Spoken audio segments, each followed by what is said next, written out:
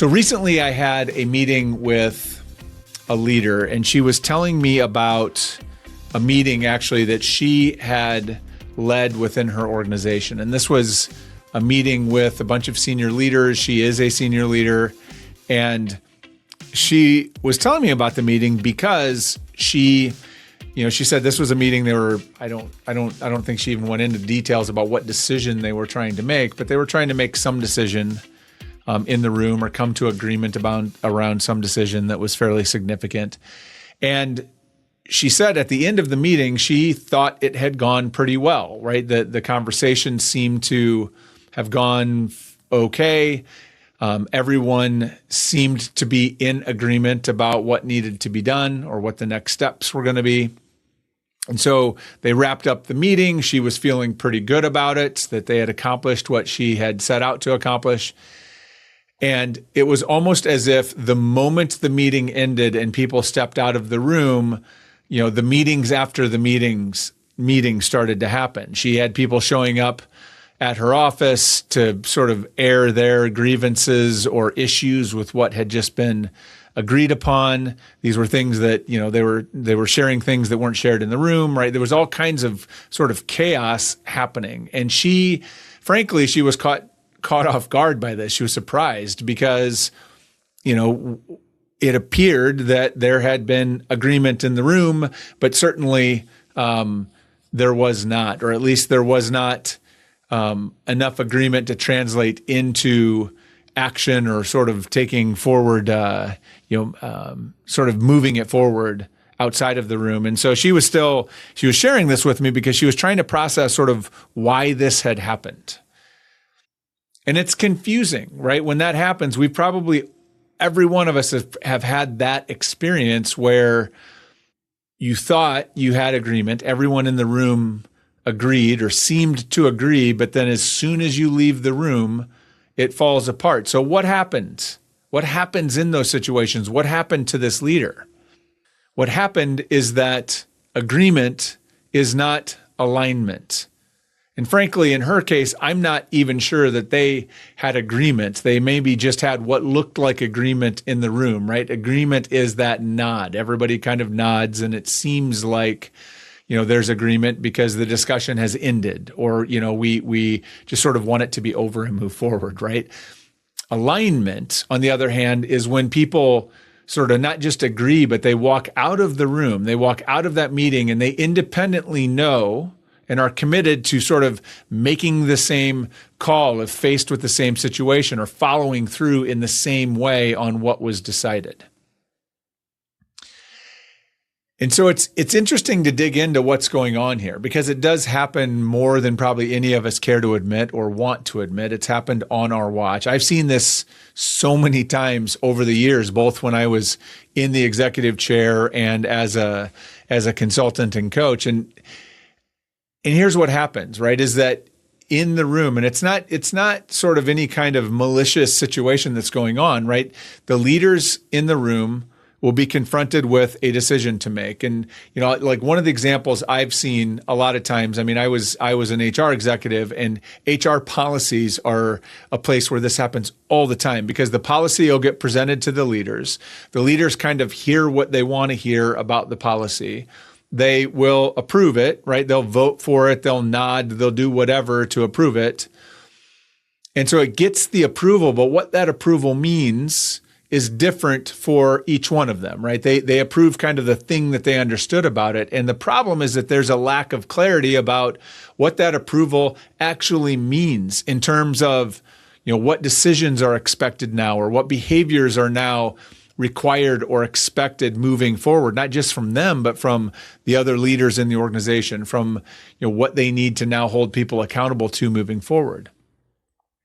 One example that I've seen this happen to many times is when an organization will, roll out a new or approve a new paid time off policy of some sort. So maybe they're moving, maybe you're moving from traditional vacation days to more of a PTO model, or maybe you're moving from a PTO model to unlimited paid time off, right? There's a lot of people doing this now. Whatever that looks like is HR will bring forward the policy. They'll explain the policy. The executives will sort of nod their agreement. The policy is approved. It's put into effect. The problem is each of those leaders sort of hear the policy and then they go back and they kind of interpret it and enforce it in their own way. So you have one department where you have a leader who sort of is a little more sort of lenient about how they think about this. And so they give a lot more leeway to their top performers. They don't really they're not as strict about the way the policy is supposed to be administered as others. And so the employees in that group get a lot more sort of flexibility, let's say, whereas maybe there's another area where you have a leader who is like enforcing it exactly as written, exactly as intended.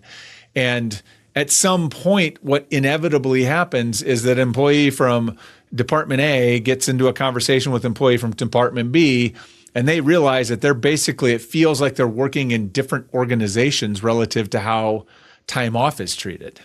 Right. And that very quickly kind of descends into, accusations of unfairness, and it becomes all kinds of noise and issues that you have to resolve. Those two leaders were in the same meeting and approved the same policy, but the experience that those employees are having are completely different.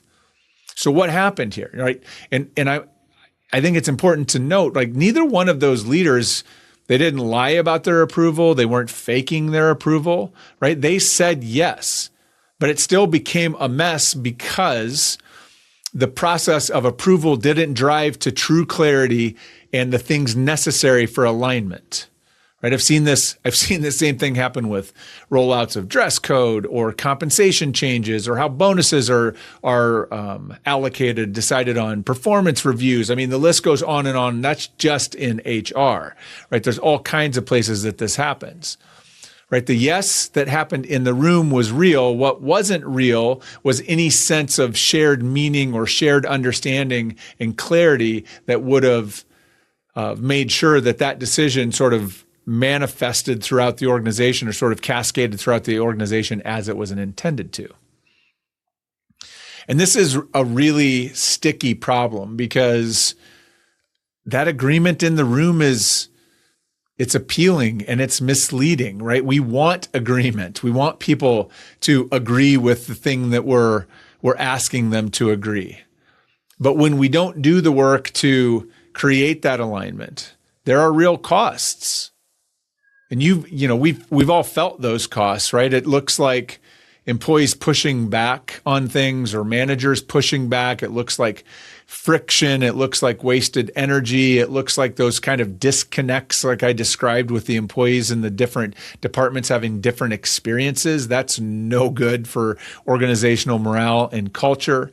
It is those endless meetings after the meeting, like how much time and energy is wasted there. And all of this undermines how effectively your teams are executing and getting things done. And that's really what matters. So here's what I would offer up. If you aren't sure in a meeting where, you are making a decision, or you are trying to get people on the same page about something moving forward, right? We need alignment, we need agreement. And you aren't sure you have alignment. Here's what I would encourage you to do. Is that when you have arrived at that point where you think you have agreement, right? Everybody around the table has agreed to whatever it is that you're asking them to agree to, is you ask each one of those people before the meeting ends, right? Once this is done, you ask them to take something out that they can write on or type in, and you ask them to privately, individually, in writing, to write down what you just decided as a group, as a team, whatever it is around this table. What did you just decide? And what does acting on that decision look like for them and or their team and department or division, whatever the case may be, depending on who's in the room. So what did we just decide, and what does that look like for you? Like what are you going to do? What does it mean for you in terms of implementing this? Once everybody has written their stuff down, you just go around the table and have everybody read what they just wrote down. And I will tell you, probably by the time you get halfway around the table, you will be extraordinarily clear on whether you have alignment or whether you had sort of performative agreement. Alignment is where results happen. And so if we go back, you think about the story where I started at, right? This leader saw the agreement, felt good about it, right? And then walked out, got blindsided by how much was still unresolved, right? How little agreement or alignment that she actually had. And it wasn't because like she missed something, right? I don't think she did anything wrong necessarily.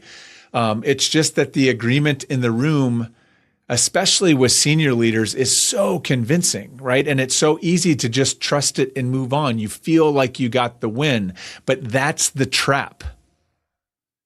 It's when we mistake that agreement for alignment, because the agreement might not last beyond the room, right? That feels like the finish line, but it's not. It is alignment that will get you what you're actually trying to accomplish.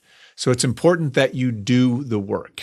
You do the work to get clarity and shared understanding in the room so that when people leave the room, they leave it actually aligned about what they're going to do, how it's going to affect decisions, like what that's going to look like.